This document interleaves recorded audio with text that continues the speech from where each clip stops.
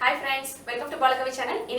இன்னைக்கு வந்து ஒரு இன்ஸ்டன்டான ரவா அப்பம் எப்படி செய்யறது அப்படினா இந்த வீடியோல நான் உங்களுக்கு ஷேர் பண்ணியிருக்கேன். வாங்க फ्रेंड्स, வீடியோ பார்த்துட்டு வந்துடலாம். ஒரு கப் அளவு ரவை இன்னைக்கு நான் எடுத்துர்க்கேன். 3/4 கப் அளவு வெள்ளை அவுல். திக்கான அவுலாகவும் இருக்கலாம், லேசான அவுலாகவும் இருக்கலாம். அவுல் நான் இந்த பாத்திரத்தில் சேர்த்துக்கிறேன். 3/4 கப் அளவு தயிர். இந்த தயிரில் தான் நமக்கு இந்த சாஃப்ட்னஸே இருக்குது. அதனால் இந்த தயிர் வந்து நல்ல புளித்த தயிராக இருந்தால் நமக்கு சீக்கிரம் இந்த ரெசிபி வந்து ரெடி ஆகிடும்.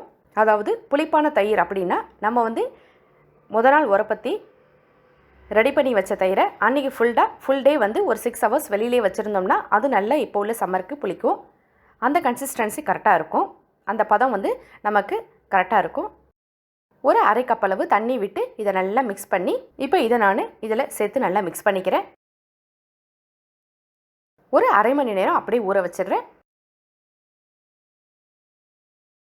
ஒரு அரை மணி நேரம் நல்லா ஊறிடுச்சு. வாங்க பார்க்கலாம். இந்த மாதிரியான பதத்தில் இருக்கும். இப்போ இதை வந்து ஒரு மிக்ஸி ஜார் எடுத்துக்கிறேன். அதில் நான் ஊற வைத்த இந்த ரவை, அவுல், தயிர் இதை அப்படியே நான் மிக்ஸி ஜாரில் சேர்த்துக்கிறேன். நல்ல தோசை மாவு பதத்துக்கு அரைக்கிறதுக்கு தேவையான தண்ணி இதில் நான் விட்டுக்கிறேன்.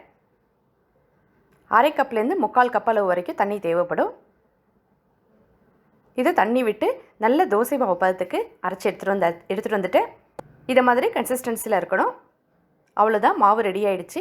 இப்போ உடனே இன்ஸ்டண்ட்டாக இந்த பிரேக்ஃபாஸ்ட்டை ரெடி பண்ணணும் அப்படின்னு நினச்சிங்கன்னா இதில் வந்து ஈனோ பவுடர் சேர்க்கலாம், பேக்கிங் சோடா சேர்க்கலாம், பேக்கிங் பவுடர் சேர்க்கலாம்.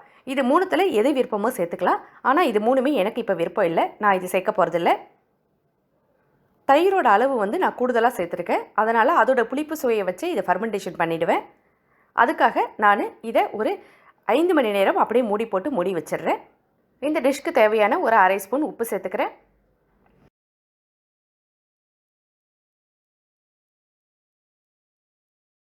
இப்போ நான் இதை ஒரு 5 மணி நேரம் நல்லா ஊற வச்சிட்டேன்.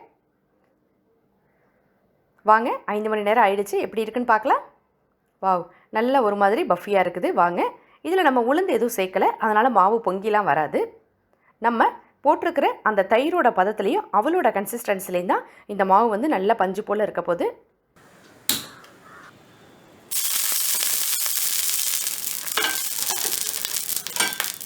இப்போ இதில் ஒரு கரண்டி மாவு எடுத்துக்கிறேன்.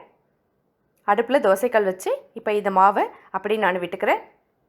இதை தடவ வேண்டாம், அப்படியே விட்டால் போதும். ஏன்னா இது அப்பம், அதனால் இதை தடவி நம்ம தோசை ஊற்றணும்னு அவசியம் இல்லை.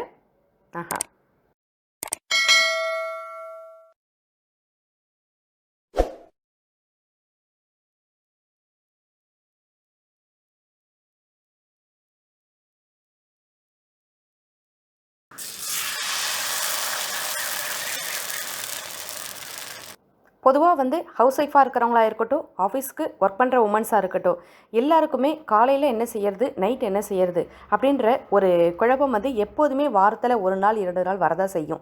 ஏன்னா தினம் நம்மளே சமைச்சு சாப்பிடும்போது என்ன செய்யறது அப்படின்னு ஒரு சில நாள் போர் அடிக்க தான் செய்யும் சாப்பாடு. அப்போ இதை மாதிரி டிஃப்ரெண்ட்டாக இன்ஸ்டண்ட்டாக ஒரு ரெசிபிகள் செஞ்சு ட்ரை பண்ணால் என்ன? வாங்கலை, ரொம்ப சிம்பிளான இன்க்ரீடியன்ஸ் வச்சு தான் நான் ரெடி பண்ணியிருக்கேன்.